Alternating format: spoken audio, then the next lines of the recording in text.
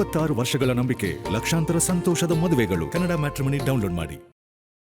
ಈ ವಿಷಯದಲ್ಲಿ ಇನ್ನೊಂದು ವಿಷಯ ನಾನು ಆ್ಯಡ್ ಮಾಡಲಿಕ್ಕೆ ಬಯಸ್ತೇನೆ.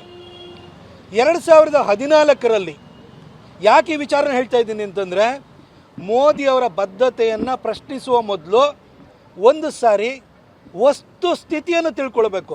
2014ರಲ್ಲಿ ಮೋದಿಯವರು ಈ ದೇಶದ ಪ್ರಧಾನಿಯಾದಾಗ ಇಡೀ ದೇಶಾದ್ಯಂತ 385 ಮೆಡಿಕಲ್ ಕಾಲೇಜ್ಗಳಿದ್ದು, 51,000 ಮೆಡಿಕಲ್ ಸೀಟ್ಗಳಿದ್ದು, ಕೇವಲ 51,000. ಅದರ ಜೊತೆಗೆ ಪ್ರೈವೇಟ್ ಯೂನಿವರ್ಸಿಟಿಗಳು ನಾಯಿಕೊಡೆಗಳ ಥರ ಬಂದಿದ್ದು. ಸ್ಟೇಟ್ ಲೆವೆಲಲ್ಲಿ ಸ್ಟೇಟ್ದು CETಗೆ ಬರ್ತಾಯಿತ್ತು, ಅವ್ರದ್ದು ಸೆಲೆಕ್ಷನ್ ಪ್ರೋಸೆಸ್ಸು. ಪ್ರೈವೇಟ್ ಯೂನಿವರ್ಸಿಟಿಯವರು ಅವ್ರದ್ದೇ ಎಕ್ಸಾಮ್ ಮಾಡೋರು. ಹೆಚ್ಚಿನ ಸೀಟ್ಗಳು ಮೆರಿಟ್ ಮುಖಾಂತರ ತುಂಬ್ತಾ ಇರಲಿಲ್ಲ. ಮ್ಯಾನೇಜ್ಮೆಂಟ್ ಕೋಟಾ ಅಂತಿತ್ತು, ಕ್ಯಾಪಿಟೇಷನ್ ಫೀ ಅಂತಿತ್ತು, ಡೊನೇಷನ್ ಅಂತಿತ್ತು. ಇದನ್ನೆಲ್ಲ ಮೋದಿಯವರು ಮನಗಂಡಾದ ನಂತರ ಇದನ್ನು ಹೊಡೆದಾಕಬೇಕು ಈ ಮಾಫಿಯಾನ. ಸ್ಟೇಟ್ನಲ್ಲಿ CET ಮುಖಾಂತರ ಪಾಸಾದವರು ಕೂಡ ಮೆರಿಟ್ ಸೀಟ್ಗಳನ್ನು ಪ್ರೈವೇಟ್ ಕಾಲೇಜಲ್ಲಿ ಕೆಲವು ಸೀಟ್ಗಳನ್ನು ಕೊಡೋರು. ಆದರೆ ಮೆಡಿಕಲ್ ಪ್ರೊಫೆಷನ್ ಅನ್ನೋದು ಈ ಮ್ಯಾನೇಜ್ಮೆಂಟ್ ಕೋಟಾದಲ್ಲಿ ಮುಖಾಂತರ ಬರುವಂಥ ವಿದ್ಯಾರ್ಥಿಗಳಿಗೆ ಅವಕಾಶ ಮಾಡಿಕೊಡುವಂತಹ ಒಂದು ಕ್ಷೇತ್ರ ಅಲ್ಲ ಇದು. ಯಾಕೆಂದರೆ 147 ಕೋಟಿ ಜನಸಂಖ್ಯೆ ಇದೆ. ಜನರ ಆರೋಗ್ಯ ರಕ್ಷಣೆ ಮಾಡುವಂತಹ ಗುರುತರ ಜವಾಬ್ದಾರಿಯನ್ನು ಮುಂದೆ ವಹಿಸ್ಕೊಳ್ಳುವಂತಹ ವೈದ್ಯರನ್ನು ನಾವು ತಯಾರು ಮಾಡುವಂತಹ ಒಂದು ಪ್ರಕ್ರಿಯೆ ಆಗಿದೆ. ಹಾಗಾಗಿ ಇಲ್ಲಿ ವ್ಯತ್ಯಾಸ ಆಗಬಾರ್ದು ಅಂತ 2016ರಲ್ಲಿ ನೀಟ್ ಎಕ್ಸಾಮಿನೇಷನ್ನ ತಗೊಂಬಂದರು. ನೀಟ್ ತಗೊಂಬಂದಾದಮೇಲೆ 2016ರಲ್ಲೇ ಜುಲೈನಲ್ಲಿ 2 ಸರಿ ಎಕ್ಸಾಮ್ ನಡೆದು ಇವತ್ತು ದೇಶದಲ್ಲಿ ಏಕರೂಪದ ಪ್ರವೇಶ ಪರೀಕ್ಷೆ ನಡೀತಾ ಇದೆ. ಇವತ್ತು ಚೆನ್ನಾಗಿ ನಡ್ಕೊಂಡು ಬರ್ತಾ ಇದೆ. ಹಾಗಾಗಿ ಇವತ್ತು ಮಕ್ಕಳು ಡೊನೇಷನ್ ಕೊಟ್ಟು ಕ್ಯಾಪಿಟೇಷನ್ ಫೀ ಕೊಟ್ಟು ಕಾಲೇಜಿಗೆ ಹೋಗಬೇಕಾದ ಅಗತ್ಯ ಇಲ್ಲ. ಬಡವ್ರ ಮಕ್ಕಳು ಕೂಡ ಮೆರಿಟಲ್ಲಿ ಪಾಸ್ ಆಯಿತು ಅಂತ ಹೇಳಿದರೆ ನೀಟ್ ಮುಖಾಂತರವಾಗಿ ತಮಗೆ ಆಯ್ದಂಥ ಕಾಲೇಜು, ತಮ್ಮ ಅರ್ಹತೆಗೆ ಅನುಗುಣವಾದ ಕಾಲೇಜುಗಳು ಸಿಗ್ತಾ ಇದ್ದಾವೆ.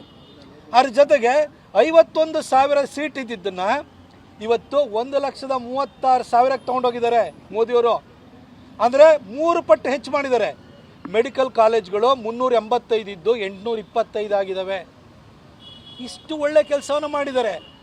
ಈ ಒಂದು ಪ್ರಶ್ನೆ ಪತ್ರಿಕೆ ಸೋರಿಕೆ ಆಗಲಿಕ್ಕೆ ಈ ಪ್ರೈವೇಟ್ ಏನು ಕೋಚಿಂಗ್ ಏಜೆನ್ಸಿಗಳು ಅದರಲ್ಲಿ ಇನ್ವಾಲ್ವ್ ಆಗಿದ್ದರು. ಎಷ್ಟೋ ಸರಿ ನಾವು ಲೂಪೋಲ್ಸ್ ಗೊತ್ತಾದಮೇಲೆ ಪ್ಲಗ್ ಮಾಡೋ ಕೆಲಸನ ಅವ್ರು ಮಾಡಿದ್ದಾರೆ. ಹಾಗಂತ ಮೋದಿಯವರನ್ನು ಅಲ್ಲೇನು ಜಂತರ್ ಮಂತರಲ್ಲಿ ಅವ್ರನ್ನ ಕೊಲ್ಲಬೇಕು, ಅವರು ರಿಸೈನ್ ಮಾಡಬೇಕು, ಅಲ್ಲಿ ಪೊಲೀಸರ ಮೇಲೆ ದಾಳಿ ಮಾಡಬೇಕು. ಈ ಊರಲ್ಲಿದ್ದಂಥ ಎಲ್ಲ ಎಡಬಿಡಂಗಿಗಳು ಹೋಗ್ಬಿಟ್ಟು ಅಲ್ಲೇ ಕೂತ್ಕೊಂಡಿದ್ದಾರೆ. ಅದ್ರ ಜೊತೆಗೆ ಕಾಂಗ್ರೆಸ್ನವರು, ಅದರಲ್ಲೂ ವಿಶೇಷವಾಗಿ ನಮ್ಮ ಕರ್ನಾಟಕದ ಮುಖ್ಯಮಂತ್ರಿ ನಮ್ಮ DK ಶಿವಕುಮಾರ್ ಅವರು ಅಲ್ಲಿ ಹೋಗಿದ್ದಾರೆ. ಸೋನಿಯಾ ಮೇಡಮನ್ನು ಕರೆದ್ರು, ನೀವು ಹೋಗಿದ್ದೀರಿ. ಆದರೆ DK ಶಿವಕುಮಾರ್ ಅವರೇ, ನೀವು ಮಾಡಿದಿರಿ, ಅದಕ್ಕೋಸ್ಕರ ನಮ್ಮದನ್ನು ತಪ್ಪನ್ನು ನಾವು ಮುಚ್ಕೊಳ್ತೀವಿ ಅಂತ ಭಾವಿಸ್ಬೇಡಿ. ವ್ಯವಸ್ಥೆಯಲ್ಲಿ ಆಗುವಂಥ ಲೋಪ ನಿಮಗೂ ಗೊತ್ತಿದೆ. 2016ರಲ್ಲಿ ಕಿಮ್ಮನೆ ರತ್ನಾಕರ್ ಅವರು ಇಲ್ಲೇ ಎಜುಕೇಷನ್ ಮಿನಿಸ್ಟ್ರಿ ಇರಬೇಕಾದ್ರೆ ಕೆಮಿಸ್ಟ್ರಿ ಪೇಪರು ಮಾರ್ಚಲ್ಲಿ ಲೀಕ್ ಆಯಿತು. ಮಾರ್ಚ್ 31 ಮತ್ತೆ ಮರುಪರೀಕ್ಷೆ ಮಾಡಿದ್ರು, ಅದು ಲೀಕ್ ಆಯಿತು. ಮತ್ತೆ ಏಪ್ರಿಲ್ನಲ್ಲಿ 3ನೇ ಸರಿ ಪರೀಕ್ಷೆ ಮಾಡಬೇಕಾಗಿ ಬಂತು.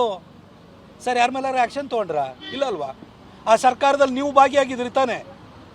ನಿಮಗೆ ವ್ಯವಸ್ಥೆಯಲ್ಲಿ ಈ ರೀತಿ ಒಂದಷ್ಟು ಲೋಪಗಳು ಆಗ್ತವೆ. ವ್ಯಕ್ತಿಗಳು ಅದರಲ್ಲಿ ಇನ್ವಾಲ್ವ್ ಆಗಿರ್ತಾರೆ, ಕ್ವಶನ್ ಪೇಪರ್ ಸೆಟ್ ಮಾಡೋವಂಥವ್ರು ಇರ್ತಾರೆ. ಇದು ಸರ್ಕಾರದ ತಪ್ಪಲ್ಲ, ಇದು ನ್ಯಾಷನಲ್ ಟೆಸ್ಟಿಂಗ್ ಏಜೆನ್ಸಿ ಇದೆಯಲ್ಲ ಅದ್ರ ಜೊತೆಗೆ ಸಂಪರ್ಕ ಇಟ್ಕೊಂಡವ್ರು ಒಂದು ಯೋಚನೆ ಮಾಡ್ತಾರೆ. ಮನುಷ್ಯ ಅದನ್ನು ಇವತ್ತು ಯಾವ ಮಟ್ಟಕ್ಕೂ ಇಳಿದ್ಬಿಟ್ಟಿದ್ದಾನೆ.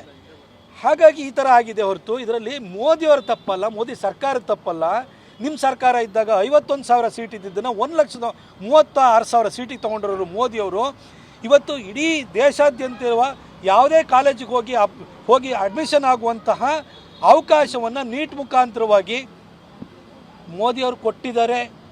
National eligibility cum entrance test NEET ಅಂತ ಬಂದಿದೆ. ಒಳ್ಳೆ ವ್ಯವಸ್ಥೆ ಬಂದಿದೆ ಅನ್ನೋದನ್ನು ಅರ್ಥ ಮಾಡ್ಕೊಳ್ಳದಲೆ ಅಲ್ಲಿ ಹೋಗಿರೋದಲ್ದಲೆ 26 ವರ್ಷಗಳ ನಂಬಿಕೆ, ಲಕ್ಷಾಂತರ ಸಂತೋಷದ ಮದುವೆಗಳು. ಕನ್ನಡ ಮ್ಯಾಟ್ರಿಮನಿ ಡೌನ್ಲೋಡ್ ಮಾಡಿ.